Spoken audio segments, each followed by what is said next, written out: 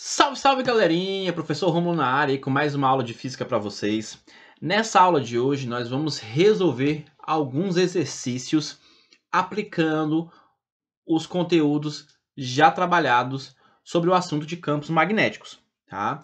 Tanto aquela parte inicial introdutória, onde a gente viu sobre linhas de indução, sobre as propriedades do ímã, e vamos falar também aqui em alguns exercícios sobre o campo magnético em uma espira circular percorrida por corrente, beleza? Tudo isso já abordado nas aulas anteriores. Uma dica para você é que você, antes de assistir a resolução, que você pause, leia a questão e tente fazer. E aí, em seguida, assista a resolução, beleza? Então, vamos lá, acompanhe comigo.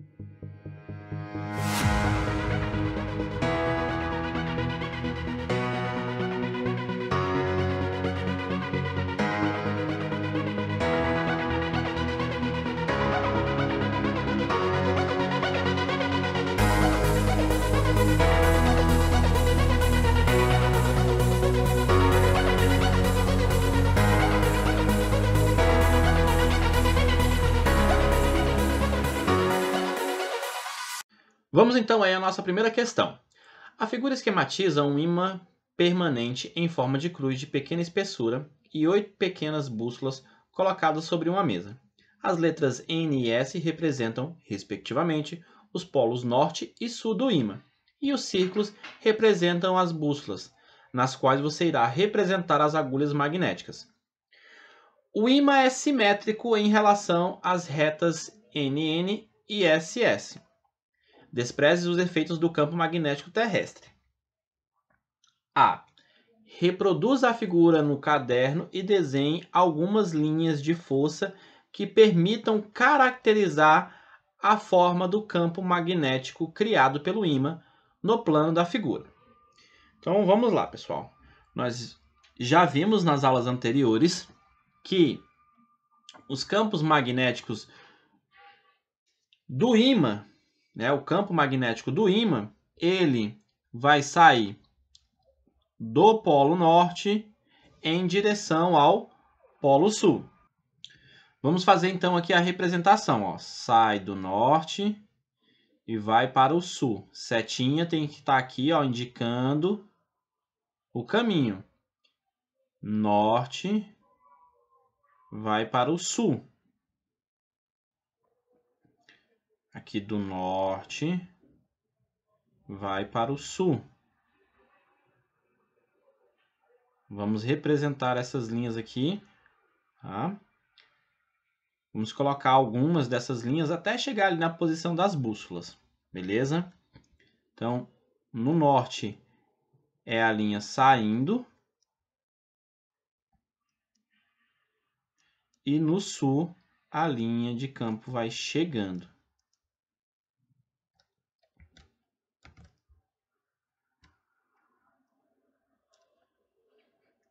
Vamos fazer aqui mais uma linha, crescer ela bastante, ó, para ir lá pertinho da nossa bússola. Fazer mais uma aqui também. Chegar lá pertinho da nossa bússola. Só para a gente finalizar aqui o nosso desenho. Então é assim que fica o desenho, tá? Você poderia colocar aí mais linhas, mas não há necessidade. Já fica claro aí que as linhas saem do norte e se dirigem ao sul. No item B ele fala o seguinte: desenhe nos 8 círculos da figura reproduzida a orientação da agulha da bússola em sua posição de equilíbrio. A agulha deve ser representada por uma flecha, cuja ponta indica o seu polo norte. Vamos lá então. Aqui para a primeira. Você tem aqui o norte do ímã. O norte do ímã vai atrair o sul da minha bússola, né? Então vou fazer a minha flechinha aqui, ó, com a setinha para cima. Lembrando que a setinha indica o norte, tá? Aqui a bússola vai ser tangente, né, a esse campo magnético, essa linha de força. Então, nós vamos ter aqui na diagonal. Como a linha está saindo do norte e indo para o sul, né? O norte da bússola vai ser atraída pelo sul. Aqui a gente acabou de fazer a segunda. Vamos terceiro desenho. Nós vamos ter a agulha apontando para o sul, né? Porque aqui a ponta é o norte, então o sul atrai o norte, assim como o norte atrai o sul. Beleza? Aqui na quarta, nós vamos ter a bússola se alinhando com o polo norte apontando ali na direção do polo sul, né? Aqui você tem, na quinta, norte apontando para baixo. A nossa sexta bússola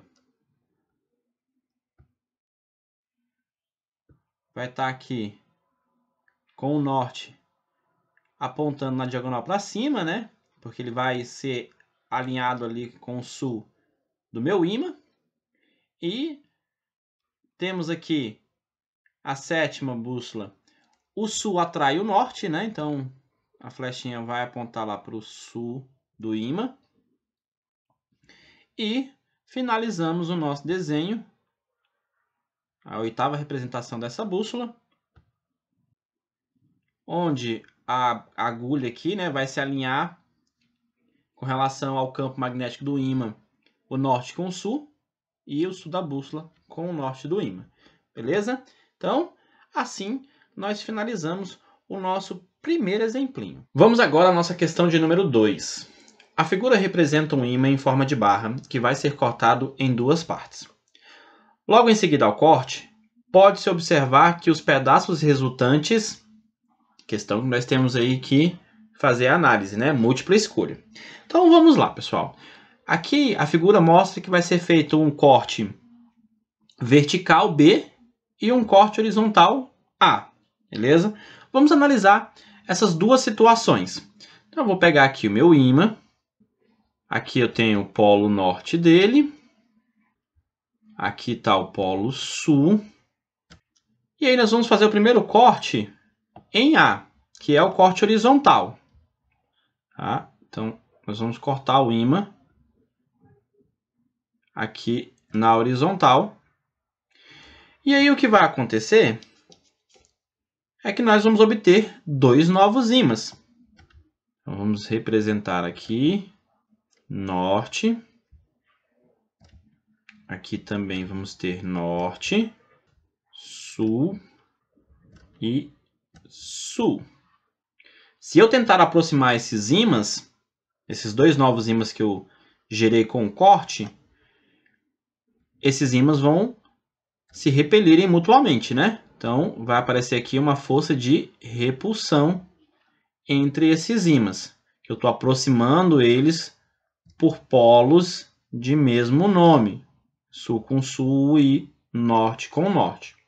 Então, no primeiro corte, eu vou produzir dois novos ímãs que vão, quando colocados próximos, vão interagir repelindo um ao outro.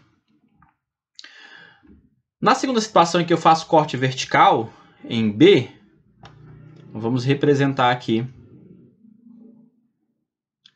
o nosso ímã. Aqui eu tenho polo norte. Aqui eu tenho o polo sul. E tá aqui o corte que nós iremos fazer. Quando eu fizer este corte bem no ponto que indica a separação entre polo norte e polo sul, o que vai acontecer é que eu vou ter dois novos ímãs, né? Só que a gente tem que lembrar, os ímãs, né, não apresentam monopolo, ou seja, eu não vou ter um ímã com só o polo norte ou só o polo sul, tá? Então eu vou gerar dois novos ímãs a partir deste corte. Eu vou gerar dois novos ímãs, onde esse ímã vai gerado aqui, ele vai ter um polo norte e aqui do outro lado vai aparecer o polo sul. E a segunda parte do meu ímã vai ter um polo norte e um polo sul. Se eu colocar esses corpos em contato, né, vai existir uma força de interação, né? Os corpos vão se atrair aqui. Eu vou ter uma atração entre esses dois ímãs que foram gerados. Aí nós vamos aqui analisar as alternativas. Se repele se o corte for na linha A. Linha A é essa daqui. Linha B é a segunda, tá? A linha A é a horizontal e a linha B é a vertical. Se repelem se for cortado, se o corte for na linha A ou na linha B. Então, eles não vão se repelir nas duas situações. Se atraem se o corte for na linha A. Nós vimos que quando o corte acontece na linha A, não há atração. Se repelem se o corte for na linha A, nós constatamos isso. E se atrai se o corte for na linha B, que nós mostramos também. Então, a alternativa C é correta. Vamos continuar lendo aí para ver o que dizem os outros itens. Se atrai se o corte for na linha A e se repelem se o corte for na linha B. Né? A letra D é o contrário da C, que é a correta. Não interagem se o corte for na linha A e se atraem se o corte for na linha B. Bem, eles vão interagir nas duas situações, desde que este meu ímã, no momento do corte, não perca suas propriedades magnéticas. Beleza? Então, resposta dessa questão, letra C. Beleza? Vamos ao nosso terceiro e último exemplo, onde nós iremos aí falar sobre as espiras circulares. Duas espiras circulares, E1 e E2, concêntrica e coplanares. Isso quer dizer que elas compartilham o mesmo centro e estão no mesmo plano. De raios R1, 10 πcm e R2, 2,5 πcm. São percorridas pelas correntes elétricas I1 e I2 indicadas na figura. Sendo I1 igual a 10 amperes e a constante de permeabilidade magnética do vácuo igual a 4π vezes 10 a menos 7 Tesla metro ampere, A. Caracterize o vetor indução magnética originado pela corrente elétrica I1 no centro. Tá? Então, a gente vai ter que determinar intensidade, direção e sentido. Beleza? Então, aplicando a regra da mão direita, você já pode determinar aí qual é o sentido. Se o campo ele vai estar entrando ou saindo aí do plano da espira, beleza? Como nós vimos na aula sobre os campos magnéticos de uma espira circular, nós podemos perceber aqui que a corrente I1 ela circula no sentido anti-horário. Se você aplicar a regra da mão direita, ou se você olhar a regrinha que a gente adotou para a corrente no sentido anti-horário, você vai obter que o campo no plano da espira ele vai estar aí entrando, tá? Ele vai estar entrando no plano da espira. E como é que a gente representa isso? Tá? Como é que a gente representa isso? Nós vamos fazer aqui a espira.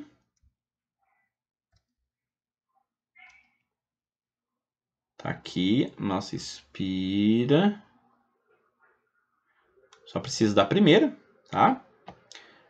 A corrente elétrica tá aqui, ó, girando no sentido anti-horário. E nós vamos representar aqui, ó, o campo entrando no plano da espira com um xizinho. Bolinha e xizinho. Então, esse símbolo está indicando qual é o sentido. Beleza? A direção, como nós vimos, ela é perpendicular ao plano da espira. Tá? E, por último, nós temos que calcular a intensidade. A intensidade do campo para a corrente 1 é a constante de permeabilidade magnética do vácuo vezes a intensidade da corrente dividido aqui por 2 vezes o raio dessa espira, tá? R1. Agora o que você precisa fazer é substituir os valores. Campo 1 vai ser igual a 4π vezes 10 elevado a menos 7. A intensidade da corrente I1 está aqui, ó, 10 amperes. Não precisa colocar aqui a unidade de medida, beleza? Isso aqui dividido por 2, que é da expressão, e o raio da espira 1 é 10π centímetros, beleza? E aí nós temos que transformar isso aí em metros, tá? Podemos transformar isso em metros pegando o 10π, dividindo aí por 100, né? Aqui nós temos 0,1π metros, que nós podemos escrever para facilitar a nossa vida como 10 elevado a menos 1 π, isso aqui convertido em metros. Então vamos deixar assim para facilitar os cálculos. Então aqui 10 na menos 1 π. E aí a gente já vai cancelar aqui, ó, o π com este π. Beleza? Agora nós vamos dividir o 4 por 2. Então B1 vai dar 2. E a potência que a gente vai fazer? Aplicar as regrinhas, né? Na multiplicação a gente vai somar 10. Aqui vai ficar menos 7 mais 1. E na divisão a gente subtrai, né? Então, menos 1 do expoente de baixo. Daqui, então, aplicando as regrinhas aí da potenciação, nós vamos ter 2 vezes 10. Aqui, menos 7 mais 1 vai dar menos 6. Menos 6 com mais 1 vai dar menos 5. Então, o campo na espira 1 é 2 vezes 10 elevado a menos 5 Tesla. Beleza? Então, você tem o módulo, que é isso que nós acabamos de calcular. Módulo do campo 1, 2 vezes 10 elevado a menos 5 Tesla. A direção é perpendicular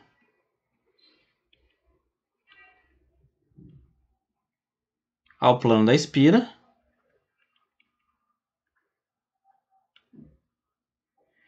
E o sentido é pela nossa convenção aí da regra da mão direita, né? Ou a convenção lá do sentido dos ponteiros do relógio, né? Usando a regra da mão direita, ó, a convenção dos ponteiros do relógio, o nosso campo ele está orientado para dentro do plano.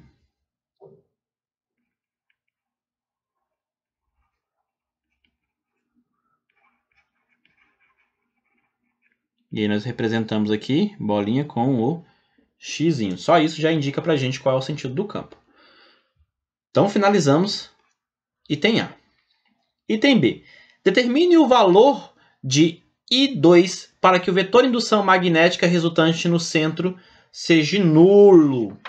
Então, para que eu tenha um campo aqui no centro da minha espira, né, das minhas espiras, nulo, o campo magnético produzido pela corrente 1 tem que ser igual ao campo magnético produzido pela corrente 2.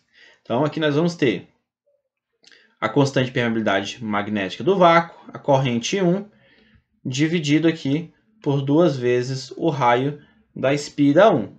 Isso aqui vai ser igual a constante vezes a corrente 2, dividido por 2 vezes o raio da espira 2. Dessa expressão aqui tem muita coisa que dá para a gente simplificar. Ó. A constante, o 2 que aparece aqui com o 2 que aparece aqui. E agora a gente substitui os valores. A intensidade da corrente I1 nós sabemos que é de 10 amperes. O seu raio é 10 em metros, né? 10 a menos 1 π. Já fizemos essa conversão, tá? Isso aqui vai ser igual I2. É aquilo que o problema está pedindo para a gente calcular. Raio 2 é 2,5 π centímetros, que nós iremos escrever aqui transformando em metros, né? Tem que dividir por 100. E dividir por 100 é a mesma coisa que escrever 2,5 vezes 10 a menos 2. Aqui também tem π. Mais um fator que pode simplificar, né? O π que aparece dos dois lados da igualdade. Simplifica. Esse 2,5 vezes 10 elevado a menos 2 está aqui do lado direito dividindo. Ele vai passar para o lado esquerdo multiplicando. E aí nós vamos ter que a intensidade da corrente I2 é 2,5 vezes 10 elevado a menos 2 vezes 10 dividido por 10 elevado a menos 1. Fazendo aqui a propriedade de potenciação, né? O que nós vamos ter que trabalhar aqui é só com a propriedade de potenciação. Então, olha só. Aqui eu tenho expoente 1. Então, se eu fizer aqui a soma, né? Menos 2 mais 1, aqui vai ficar menos 1. 10 a menos 1 com 10 a menos 1, simplifica e sobra só 2,5. A unidade da corrente elétrica é medida em ampere, beleza? Assim, então, nós fechamos o nosso terceiro e último exemplinho. Beleza, pessoal? Então, era isso para a nossa aula de hoje. Muito obrigado pela atenção de todos e até a próxima!